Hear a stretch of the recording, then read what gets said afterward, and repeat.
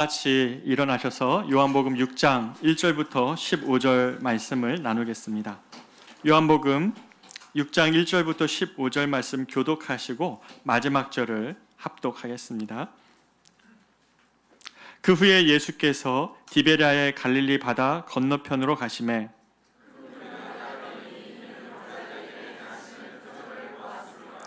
예수께서 산에 오르사 제자들과 함께 거기 앉으시니 예수께서 눈을 들어 큰 무리가 자기에게로 오는 것을 보시고 빌립에게 이르시되 우리가 어디서 떡을 사서 이 사람들을 먹이겠느냐 하시니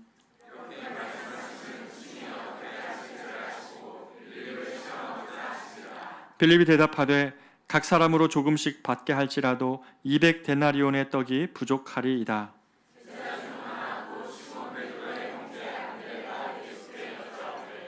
여기 한 아이가 있어 보리떡 5개와 물고기 2마리를 가지고 있나이다. 그러나 그것이 이 많은 사람에게 얼마나 되겠사옵나이까?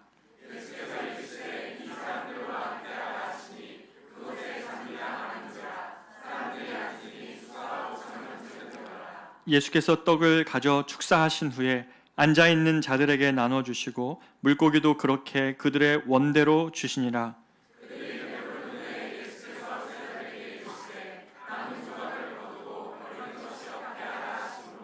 이에 거두니 보리떡 5개로 먹고 남은 조각이 12바구니에 찼더라.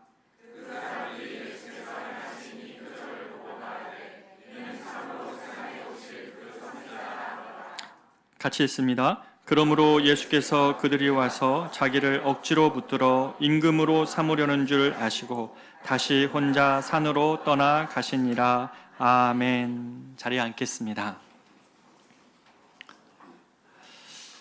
오늘 말씀은 아마 신앙생활 해오신 분들에게는 너무나도 익숙한 말씀일 겁니다. 바로 갈릴리 지역에서 오병이어의 이 사건입니다. 갈릴리 지역이라는 것이 여러분 그냥 무시할 수 없는 배경이라는 것이 오늘 본문의 포인트의 하나입니다. 이 지역의 갈릴리 사람들, 여러분 요한복음 처음 시작할 때 제가 나눴던 말씀인데요. 유대 총독이 이 지역에 도시를 건설하면서 사람들을 많이 착취했고 그래서 많은 자영농들이 소작농으로 전락한 곳이 이 갈릴리 지역의 사람들입니다. 땅과 밀접한 관계를 맺고 그리고 가난한 사람들이죠. 이들의 관심은 최저임금이었습니다. 그 최저임금 얻어서 어떻게든지 살아내고자 하는 농부들이 대부분이었던 것이 이 갈릴리 사람들입니다. 그래서 이들에게 가장 중요한 문제는 어떤 고차원적인 어떤 차원의 정신에 대한 논의가 아니라 음식과 생계수단, 어떻게 내가 먹고 살 수 있을까? 어떻게 이 문제 해결할 수 있을까? 어떻게 하면 우리 가족 건사할 수 있을까? 이게 굉장히 중요한 사람들이 갈릴리 사람들이었습니다. 예루살렘이 위치한 유대 남부 사람들과의 논쟁, 여러분 요한복음을 읽다 보면 예수님이 갈릴리와 유다를 왔다 갔다 하시는데 이슈가 달라요. 유대 지역의 예루살렘 지역에서는 맨날 이슈가 뭐냐면 예언이 성취되었는가 안 되었는가, 율법에 대한 논쟁이 이게 맞는가 안 맞는가, 이런 문제 가지고 예루살렘에서 주님은 율법사들 바리새인들과 논쟁하셨다면 지금 갈릴리 지역에서는 그렇지 않다는 거예요. 갈릴리 지역은 땅과 관련되어 있는, 이 땅의 우리 현실의 문제에 사로잡혀 있거나 그 문제가 너무나 시급한 사람들과의 이야기라는 것입니다. 어찌 보면 매일 부딪히는 이 현실 문제에 힘겹게 우리가 대응해야 되는 우리와 매우 닮은 이들이 갈릴리 사람들입니다. 이 성인 남자만 5천이나 되는 사람들을 먹이신 이 사건은 이 공관복음, 그러니까 사복음서는 마태, 마가, 누가, 요한이지 않습니까? 마태, 마가, 누가는 공관입니다. 같은 관점을 가졌다는 의미에서 공관복음입니다. 사복음서라고 할 때는 요한복음이 포함이 되는 것입니다. 그런데 이 4가지 모든 복음서는 똑같은 예수님의 사역을 소개하고 증언하는데 관점이 앞에 공관복음과 요한복음이 다른 것이죠.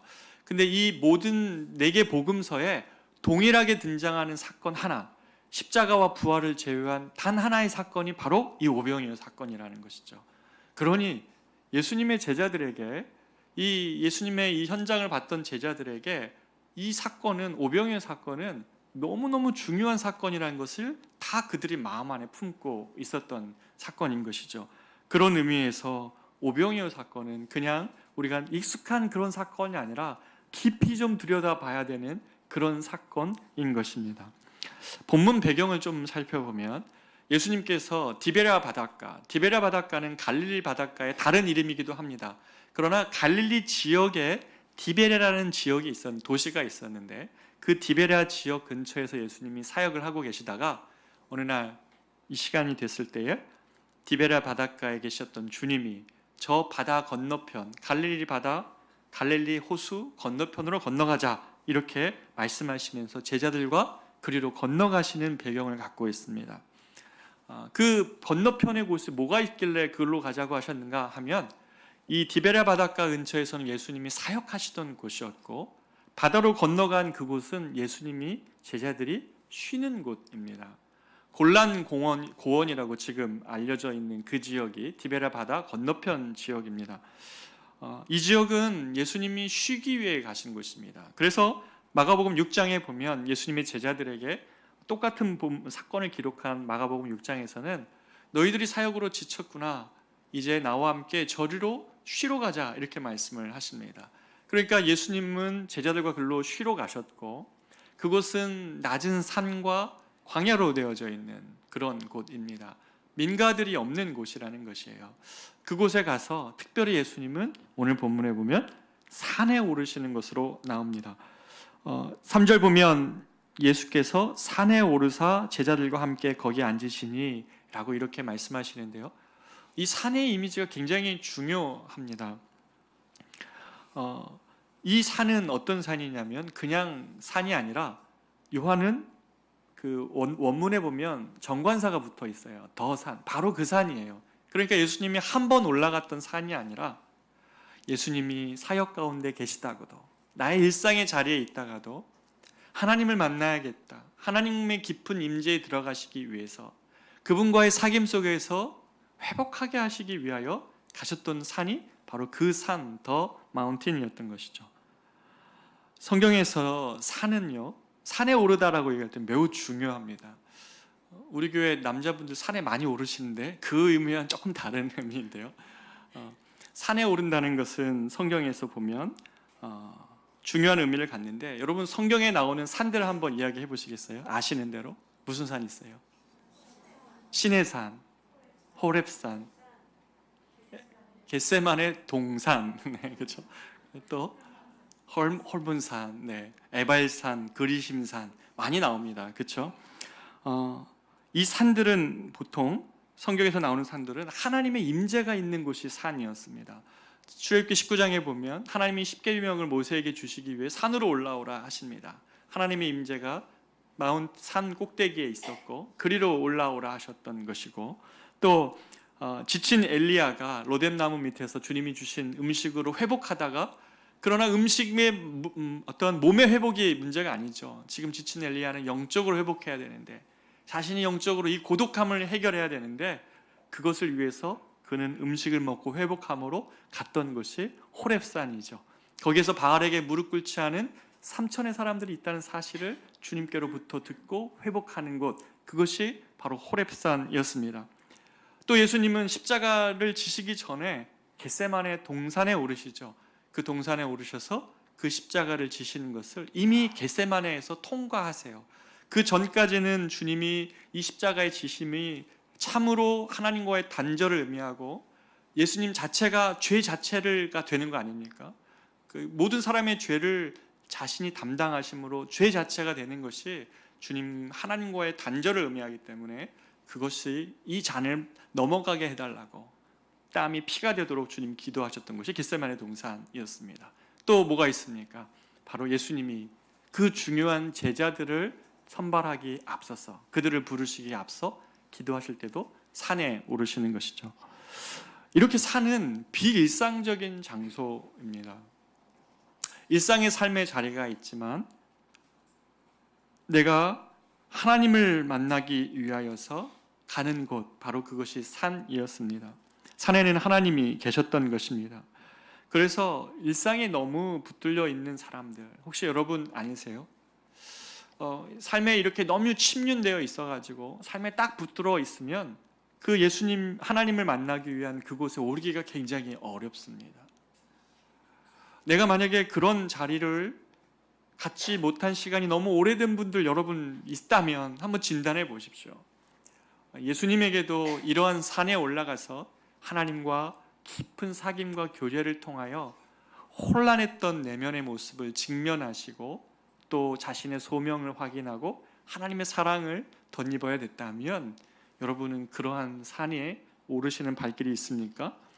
오늘 이 오병이어의 사건은요, 이 산에 오르시는 예수님으로 열고 닫고 있어요. 3절에 보면 예수님께서 산에 오르사 이렇게 되어져 있고, 오병이어 사건을 다 마치신 다음에도 사람들의 잘못된 열광주의에 주님은 휘말리지 않기 위해서 15절 보면 그들을 떠나 다시 홀로 산에 오르시니라, 이렇게 끝나는 것이 이 오병이어 사건의 내용이라는 것이죠. 하나님 안에서 쉼을 얻고자 하는 사람들, 하나님의 품 안에서 그 쉬는 것의 능력을 아시는 분들은 이 산이 여러분 안에 저와 회복이 되어야 돼요. 특히 요새 같은 우리들 내면이 굉장히 복잡하지 않으세요?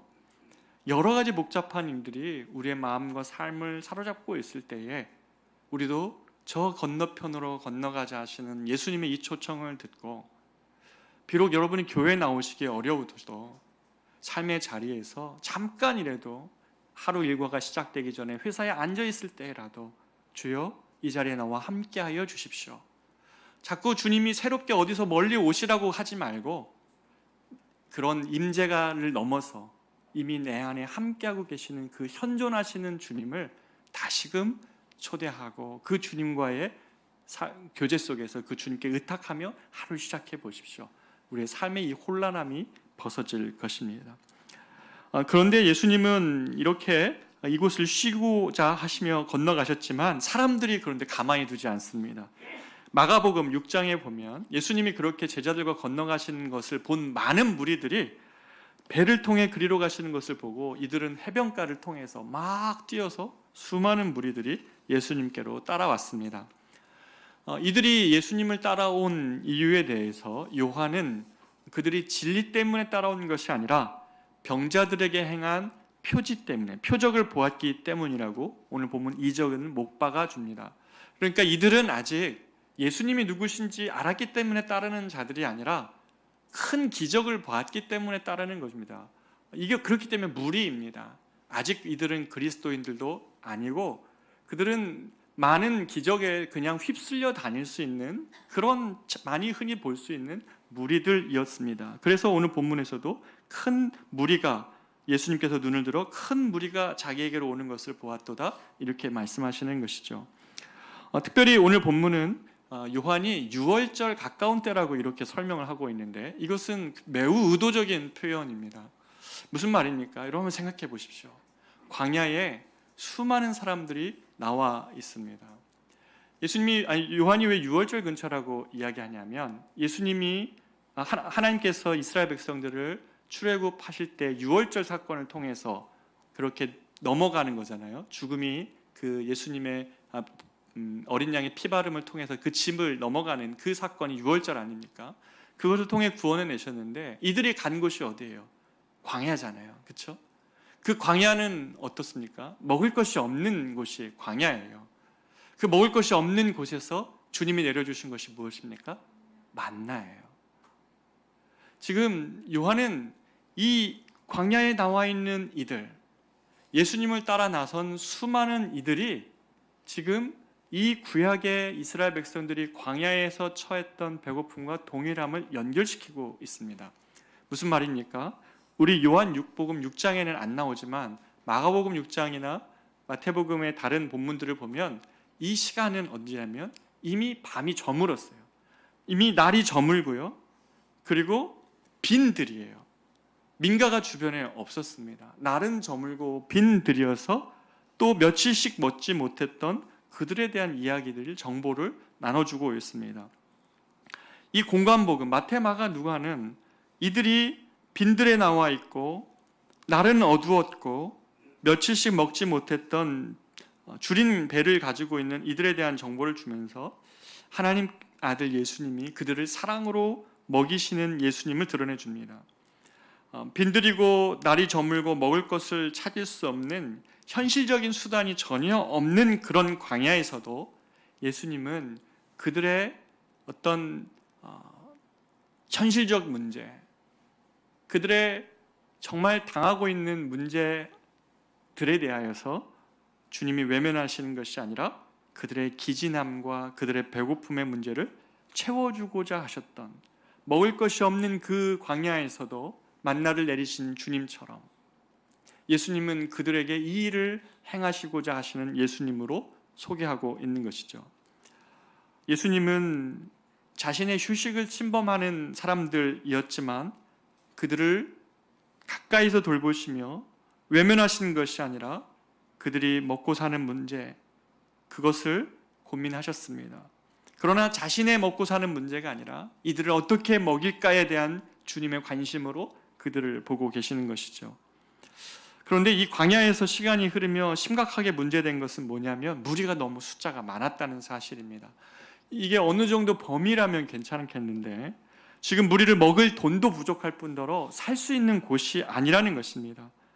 돈이 있다 한들 그 늦은 시간에 모두를 먹일 수 있는 떡을 구할 수 있는 곳이 아니라는 사실이에요. 그래서 이 문제 앞에 있는데, 그런데 하필 주님이 이 질문을 빌립에게 이렇게 질문을 하십니다. 5절을 한번 같이 읽어보겠습니다. 시작. 예수께서 눈을 들어 큰 무리가 자기에게로 오는 것을 보시고 빌립에게 이르시되 우리가 어디서 떡을 사서 이 사람들을 먹이겠느냐 하시니. 예수님이 왜 많은 제자들에게 중에 빌립에게 이 질문을 하셨을까요? 이건 배경이 있다는 겁니다. 이 빌립이 바로 이 지역 출신 사람이에요. 이 지역 출신 사람이기 때문에 빌립은 이 시간에 음식을 구할 만한 곳이 아무 데도 없다는 것을 누구보다 잘 아는 빌립이에요.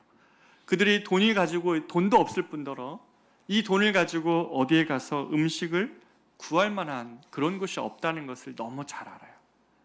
특히 빌립이 얼른 계산해 보니까 200데나리온인데, 여러분 200데나리온은요 이 당시 갈릴리의 가난한 노동자들이 하루 일하는 품삯입니다. 그러니까 그 품삯을 200일치를 모아도 모을 수도 없을 뿐더러 그걸 가지고 살 음식 만들 곳도 구하기 어렵다는 것이죠. 빌립은 지금 이 상황을 너무 잘 아는 거죠. 상황을 너무 잘 파악하고 있고, 그리고 자신의 이 제한된 조건 안에서 얼른 계산을 해보니까 200데나리온 정도의 돈이 필요하다는 결론에 이르고, 그가 내린 결론은 불가능이었습니다. 그렇죠?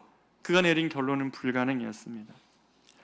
그런데 이 지금 빌립에게 질문하는 이 질문의 그 내용을 보면 6절 말씀에 이렇게 말씀하십니다. 이렇게 말씀하심은 친히 어떻게 하실지를 아시고 빌립을 시험하고자 하셨다는 거예요.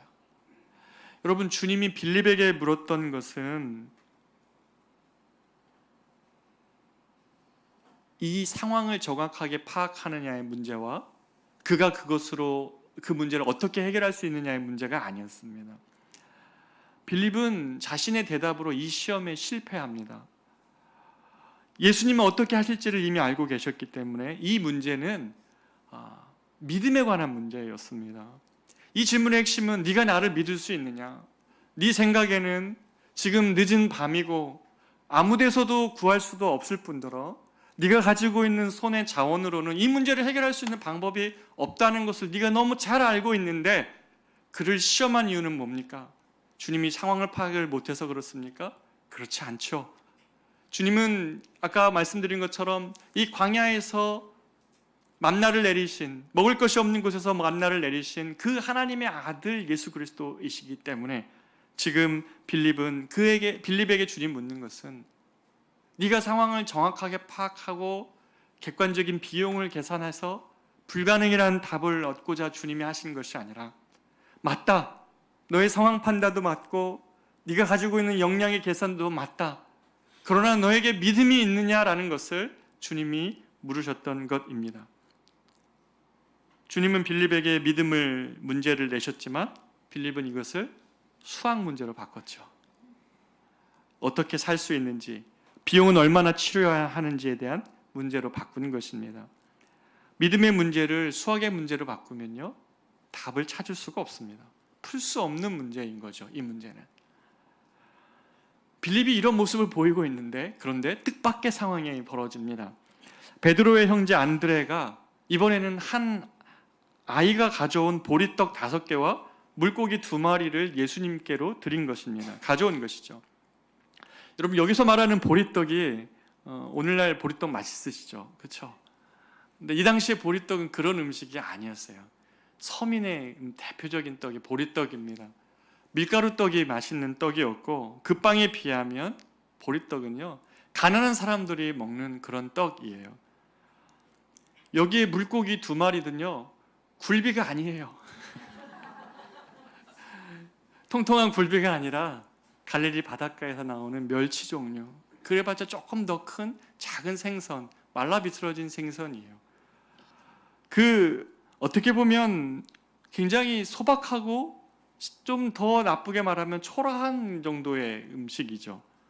어떻게 이 아이는 그것을 아직 이 시간까지 갖고 있었는지, 왜 허기진 시간까지 먹지 않고 그걸 갖고 있었는지는 성경은 말하고 있지 않습니다.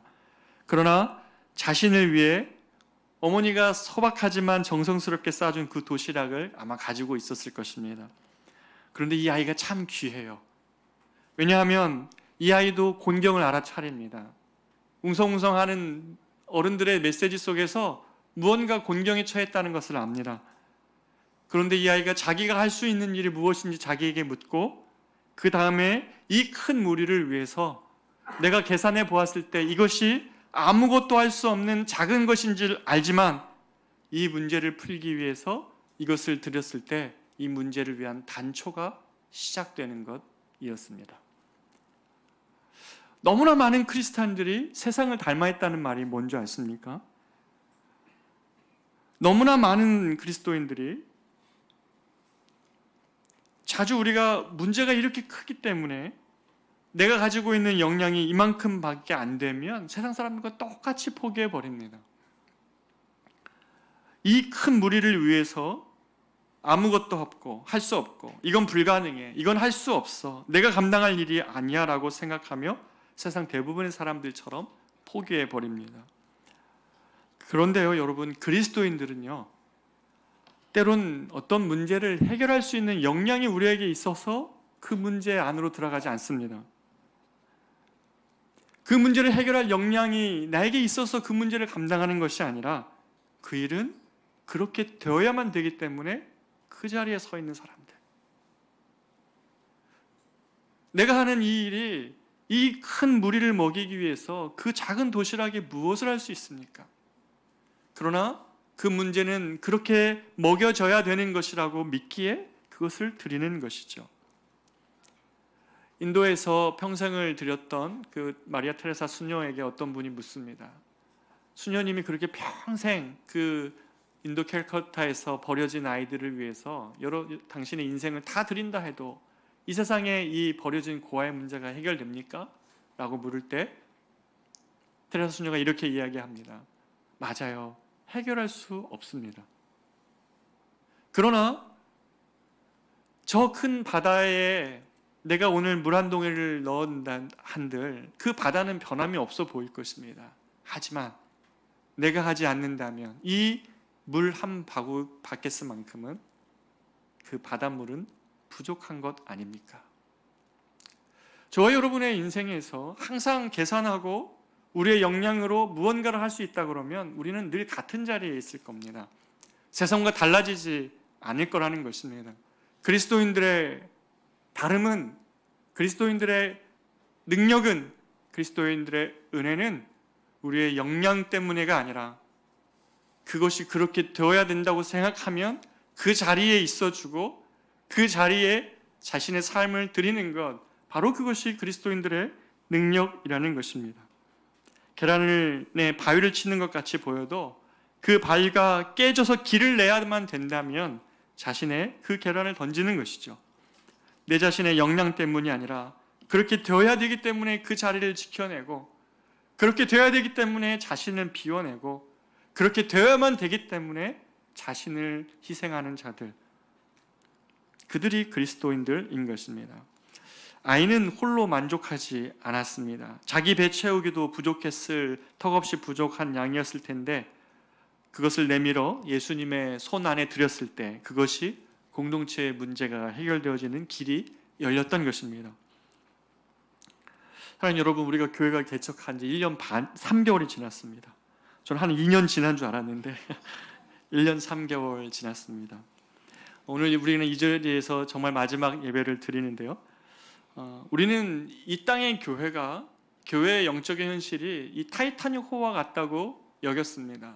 그래서 한쪽으로 기울고 있는 이 타이타닉 호 같은 한국교회 현실 속에서 이 대형교회에서 편히 신앙생활 하는 것, 이거 주님 앞에서 부끄러운 일 아닐까?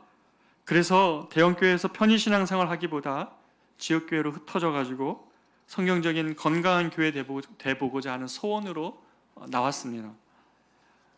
아이의 도시락처럼 우리 역시 굉장히 소박하다는 사실을 서로에게 계속 확인하고 있지 않습니까? 그렇죠? 우리가 굴비가 아니에요. 그렇죠? 굴비가 아니었어요. 마른 멸치 같기도 하고 때로는 소박했어요. 실수도 많았고요. 이 땅의 영적 상황에서 우리의 몸부림이 무슨 대단한 변화를 이룰 것 같은 그런 가능성 보이지 않는 보잘것없는 몸짓에 불과해 보이는 경우도 있었습니다. 소명의 걸음이었으나 영양이 부족하다는 것을 정말 많이 느꼈습니다. 특히 제가 마음 한구석 늘 아프고 또 책임감처럼 느끼는 것은 제가 새신자 성도들을 신방해 보면 이 교회와 목회자에 대한 깊은 상처를 가지신 성도들이 우리 교회에 너무 많이 있다는 사실이에요. 그것 때문에 정말 어떻게 그런 교회를 이뤄갈 수 있을까? 저의 역량이 한계도 저도 수도 없이 하나님 앞에 서서 많이 기도했던 것 같습니다. 담임 목사로 여러분을 이끌어가고 길 부족했던 마음도 있었고 또 여러분의 걸음 역시도 힘겨워서 이 편한 생활하고 싶은 그런 자리로 다시 마음이 들기도 하셨을 것입니다. 하지만 지난 한 주 이 말씀을 전하기 위해 여기서 기도하면서 우리의 모습이 이 어린아이의 오병이어의 드림 같다는 생각을 참 많이 했습니다. 우리의 역량이 무슨 변화를 일으키고 이 시대의 영적 문제를 해결하고 성경이 말하는 그 교회 온전히 이룰 역량이 우리 안에 없다는 사실입니다. 그러나 단 한 가지가 있다면 우리의 역량 때문이 아니라 주님이 이것을 기뻐하신다는 것을 믿고 우리는 소박한 도시락 같은 우리를 주님께 드리면 되는 것이구나 라는 사실을 깨달으며 여기까지 오게 되는 것입니다. 만약 우리가 빌립처럼 계산하였다면 여러분 개척교회에 합류해서는 안 됐을 것입니다. 하지만 안주하기보다 소명자로 살기 위해서 이 일을 주님이 기뻐하심을 믿었기 때문에 여기에 이를 수 있었던 것입니다. 분당 우리 교회에서 결단하신 성도들 너무 귀해합니다. 여러분 정말 고맙습니다. 여러분이 그 소명으로 나왔다는 사실을 제가 너무나 잘 알고 있기 때문입니다. 그리고 새롭게 함께 해주신 모든 성도들 너무너무 귀합니다. 우리가 이제는 새로운 커맨시 교회라는 이곳 안에서 정말 새로운 공동체를 만들어가는 일에 여러분의 아픔과 슬픔이 오히려 변화되어서 그 정말 교회다운 교회 되기 위한 열정으로 하나님이 사용해 주신다면 우리는 하나님 앞에서 한번 몸부림치며 비록 작은 것이고 소박한 것이고 역량이 부족한 우리의 삶일지라도 이것 드릴 때에 주님이 기뻐할 것이라고 믿습니다. 저희가 이렇게 확신할 수 있는 것은 제 확신이 아니에요. 11절을 한번 보십시오. 예수께서 떡을 가져 축사하신 후에 앉아있는 자들에게 나눠주시고 물고기도 그렇게 그들의 원대로 주시니라. 여러분, 축사하신다는 말은 하나님께 감사의 기도를 드린다는 것이에요. 예수님이 떡과 물고기를 손에 들으시고 하나님께 감사하고 있다는 의미예요. 여러분, 뭐가 그렇게 감사할 만한 멋있는 것이에요? 그렇지 않다고 말씀드리지 않았습니까? 소박한 도시락, 때로는 초라해보기까지 한 그 도시락이지만 하나님이 그것을 받아들고 너무나 감사하시면서 하나님께 그것을 기도로 올려드리고 있다는 것입니다. 하나님은 우리의 작은 것, 보잘것없다 여기지 않으시고 하나님께 감사로 돌려드리며 그 감사의 기도를 통해서 어떻게 해요? 오늘 배고픈 모든 이에게 원 없이 주시더라. 원 없이 주시더라. 작은 어린아이의 헌신이었지만 배고픈 많은 무리들에게 원 없이 주실 수 있는 하나님의 기적으로 바꾸는 것이 바로 하나님의 일 아니겠습니까? 이 어린아이가 자기 것이라고 생각하고 초라하다고 생각하고 주님은 이런 것 안 받으실 거야 라고 생각하고 간직했다면 이런 일이 일어나지 않았을 것이지만 주님은 그 작은 것을 받아들고 하나님께 감사함으로 고백하며 하나님의 일들을 이뤄가신 것을 보게 됩니다. 11절을 보십시오. 다른 공간 모서에서는 이 마테마가 누가에서는 제자들이 이것을 나눠준 것으로 되어져 있지만 요한복음은 그렇게 기록하지 않죠. 예수님이 직접 나눠주신 것처럼 기록합니다. 이것은 사실관계가 틀렸다는 것이 아니라 요한의 강조점은 바로 예수님이 누구신지를 드러내기 위한 것입니다. 제자들을 손을 통해서 나눠주셨던, 예수님이 직접 나눠주셨던 간에 그들을 먹이시고 광야에서의 그들의 삶을 돌보시고 그들이 도저히 아무것도 할 수 없을 것 같은 사방이 막힌 그 자리에서 하나님이 길을 내시며 그들에게 삶을 되돌려 주시고 특별히 먹을 문제뿐만 아니라 요한복음 6장은 이것을 뒤에서 해석하시면서 자신을 생명의 떡으로 그들에게 주셨다고 이야기하십니다. 여러분, 먹고 사는 문제만 해결되었다고 영혼이 살아나는 것은 절대 아닙니다. 속지 마십시오. 먹고 사는 문제가 비록 어려워도 영혼이 살아있는 자가 있고요, 먹고 사는 문제가 다 해결되어도 영혼은 지옥 같은 삶을 살아가는 분들이 너무나 많이 있습니다. 주님은 그들의 먹고 사는 문제뿐만 아니라 자신을 생명의 떡으로 주셨습니다.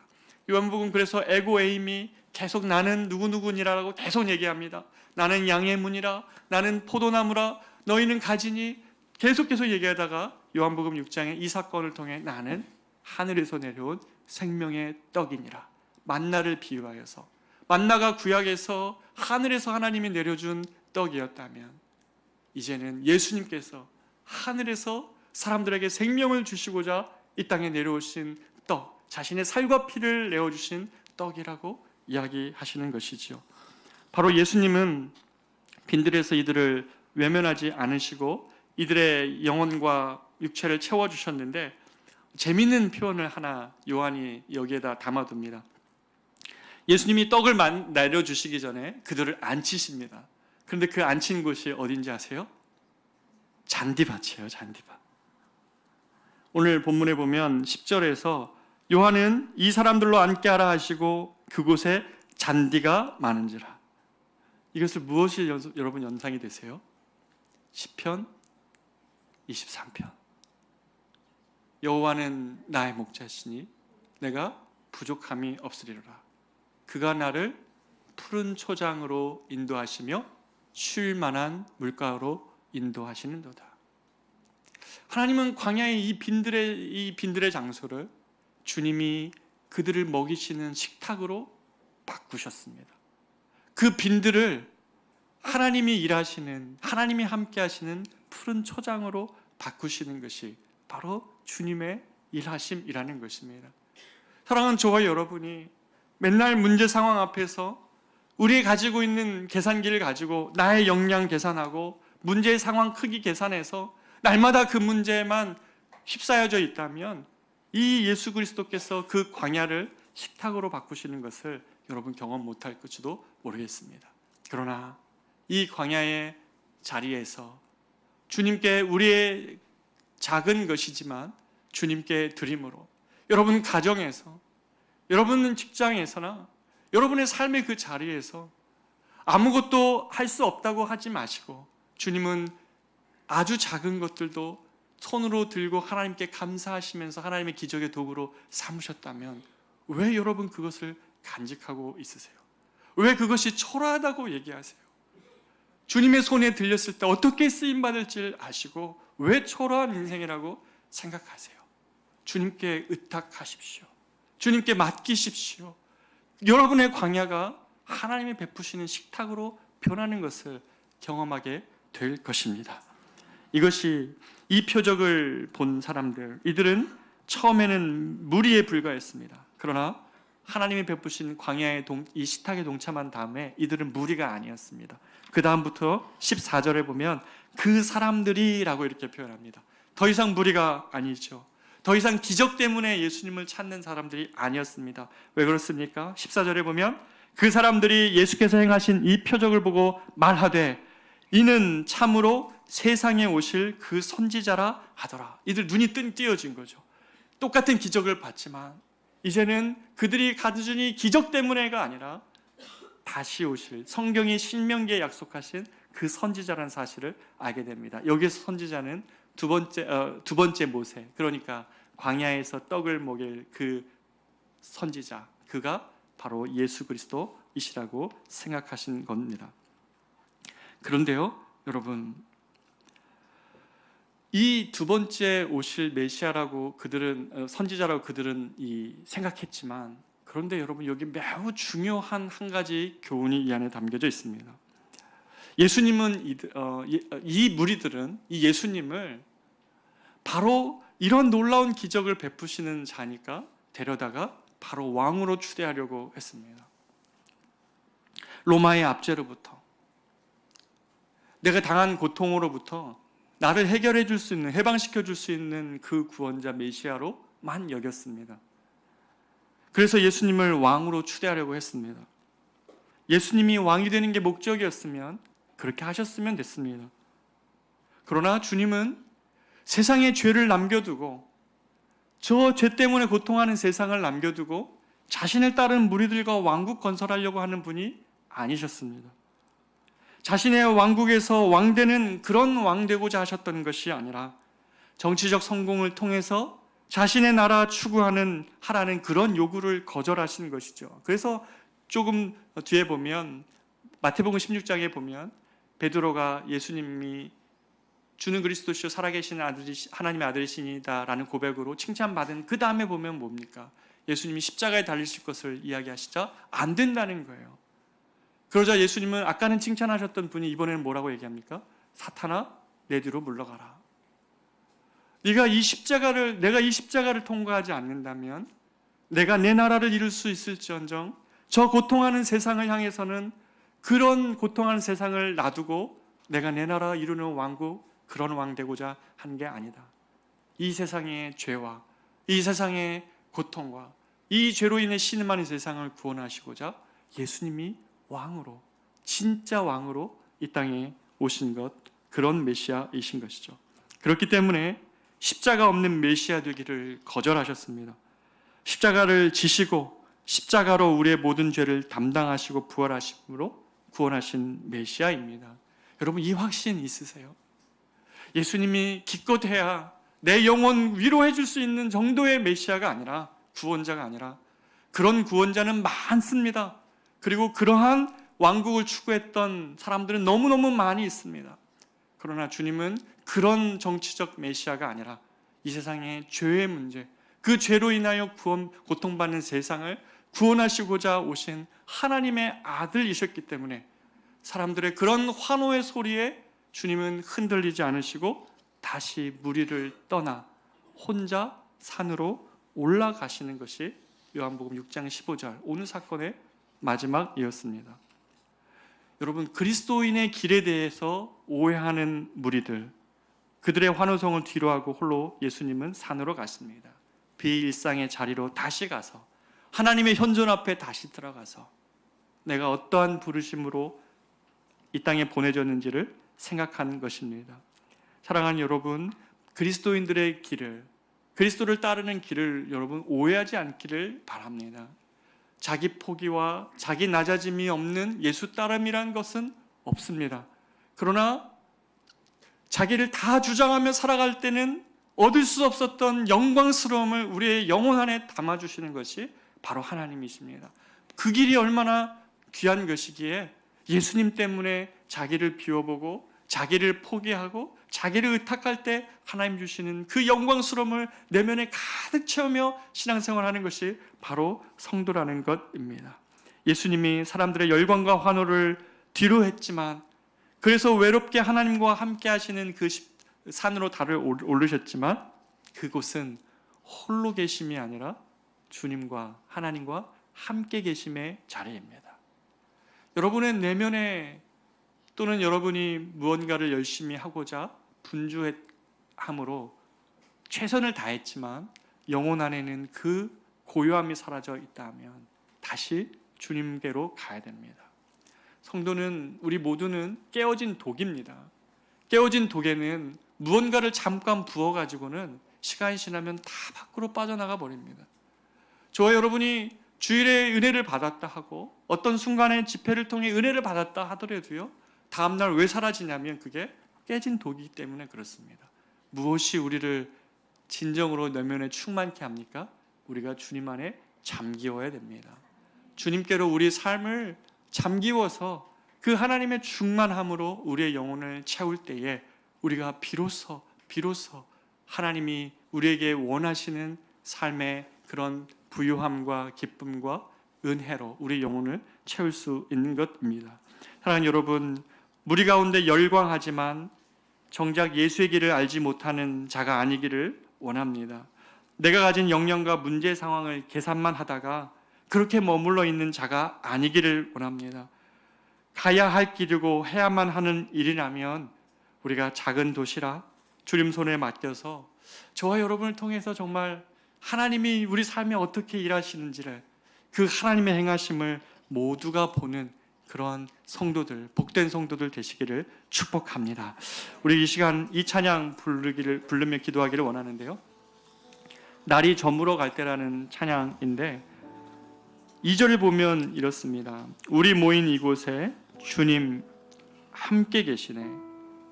누리네 아버지 은혜. 적은 떡과 물고기 내 모든 걸 드릴 때 그때 고백하게 되는 말, 여호와 이레.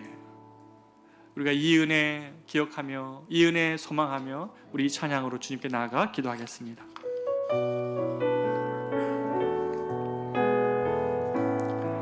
날이 저물어 갈 때, 빈들에서 걸을 때 그때가 하나님의 때. 내 힘으로 안 될 때, 빈손으로 걸을 때 비로소 내가 고백해 여호와 이레. 다시 고백합니다. 날이 저물어 갈 때, 빈들에서 걸을 때 그때가 하나님의 때. 내 힘으로 안 될 때, 빈손으로 걸을 때 내가 고백해 여호와 이레. 주가 일하시네,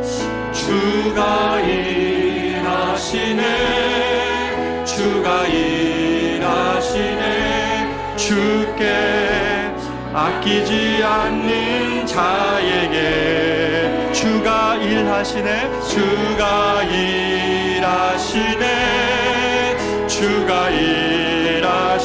신뢰하며 얻는 자에게.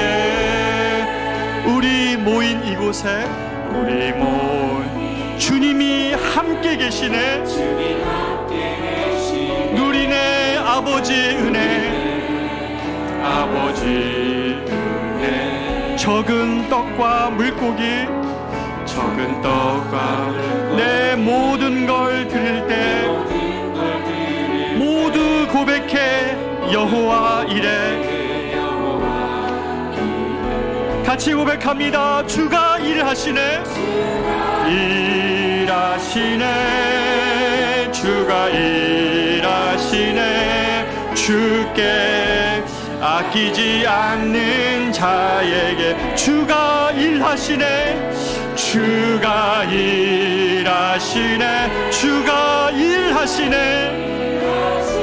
신뢰하며 걷는 자에게.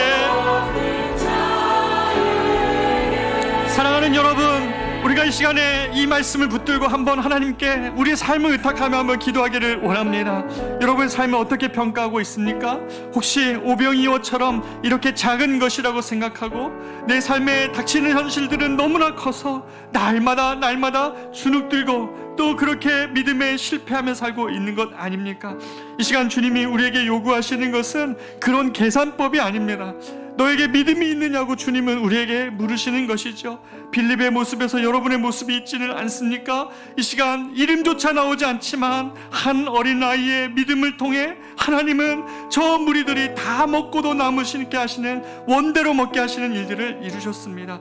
주님께 우리가 이 시간에 나아가 기도하며 하나님 이 말씀 붙들고 나아가기를 원합니다. 주여, 빈들에서도 주님은 하나님이 베푸시는 식탁으로 만드실 분이십니다. 우리 가정을 위하여 이 작은 도시락 드립니다. 우리의 하나님 깨어진 관계를 위하여서 이것 드립니다. 주님, 나의 일터, 나의 회사, 나의 가정, 나의 자녀들, 나의 건강, 모든 것 주님께 의탁합니다.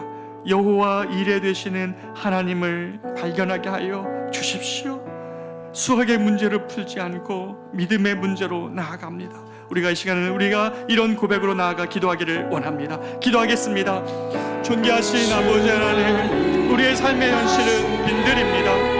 아버지 하나님, 깨진 독과 같아서 열심히 하지만 이게 어디로 가고 있는 열심인지 방법 없는 열심일 때도 많아서 헛헛할 때도 많이 있습니다.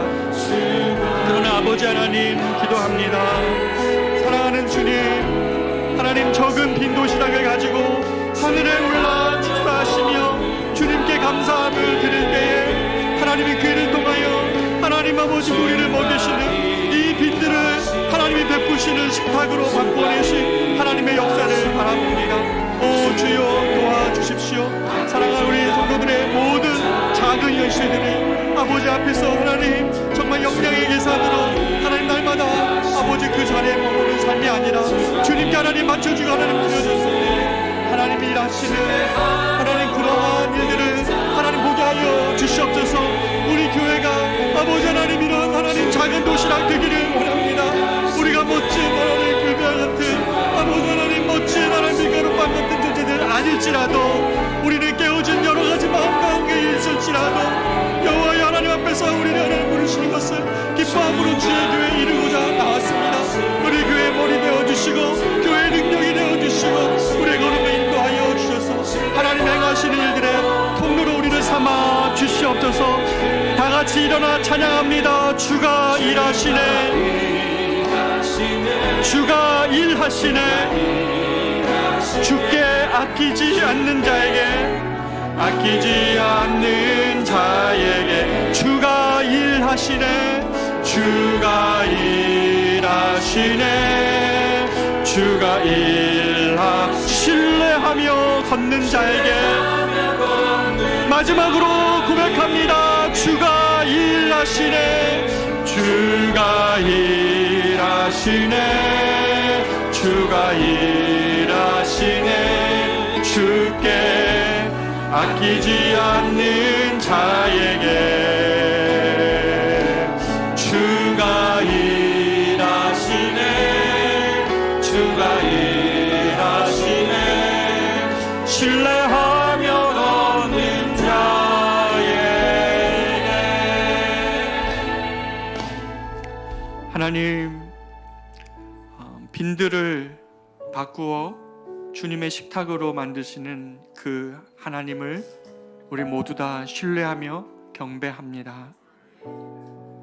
광야로 나올 때는 당혹스럽고 길이 보이지 않고 우리의 상황은 우리의 역량보다 커서 날마다 우리를 주눅들게 하지만 주여 빌립되지 않게 하셔서 우리를 이 어린 아이와 같은 순수한 믿음으로 주님께 우리의 이 소박한 도시락 올려드립니다.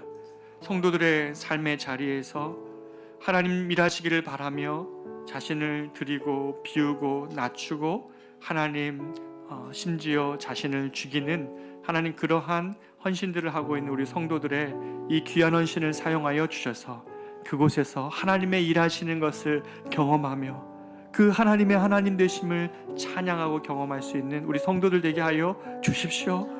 우리에게 다른 복이 무엇이 있습니까? 빈들에서 먹어도 다시 허기지는 우리들이지만 하나님의 하나님 되심을 알면 놀라운 믿음이 우리 안에 싹틀 것임을 믿습니다. 그런 영혼의 부요함과 사랑을 우리 커맨시 성도들 지난 1년 반 달려왔사오니 새로운 곳에서도 주님의 역사를 계속 이루어 가주시고 우리에게 주님을 계속 알려주시고 주님의 위대하심과 하나님의 크심을 우리에게 계속 알려주시옵소서. 그래서 우리가 예수 믿고 신앙생활하며 교회를 이루는 것이, 교회됨이 우리의 영혼 안에 그 무엇과 바꿀 수 없는 감격과 은혜가 되어 삶의 모든 것들을 넉넉히 감당할 수 있는 저희들 되게 하여 주시옵소서. 그런 주님을 믿고 의지하오며 이제는 우리 구주 예수 그리스도의 은혜와 하나님의 말로 다할 수 없는 사랑하심과 성령님의 인도 보호 교통 충만케 하심이 빈들이지만 하나님의 역사를 기대하며 우리 삶을 드리는 사랑하는 모든 성도들의 이 기도 제목 위에, 그리고 하나님 작은 몸부림이지만 주님이 기뻐하실 것을 믿고 새로운 곳으로 걸음을 옮겨가는 우리 커맨시 교회의 앞으로의 미래 위에 이제로부터 영원토록 함께 있을지어다. 아멘.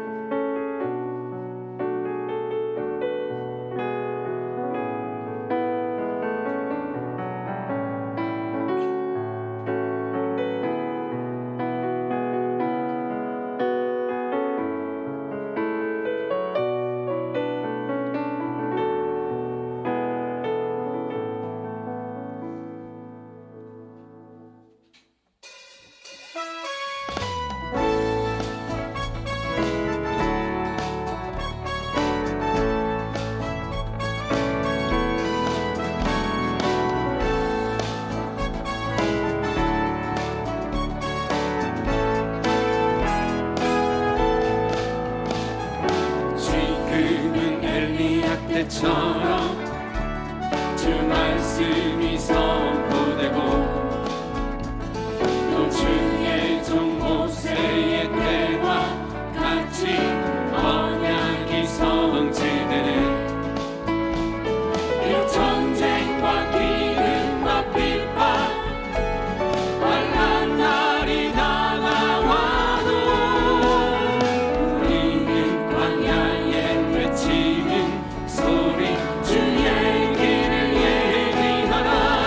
오라 주님 구름 타시고 나팔 불 때 다시 오시네.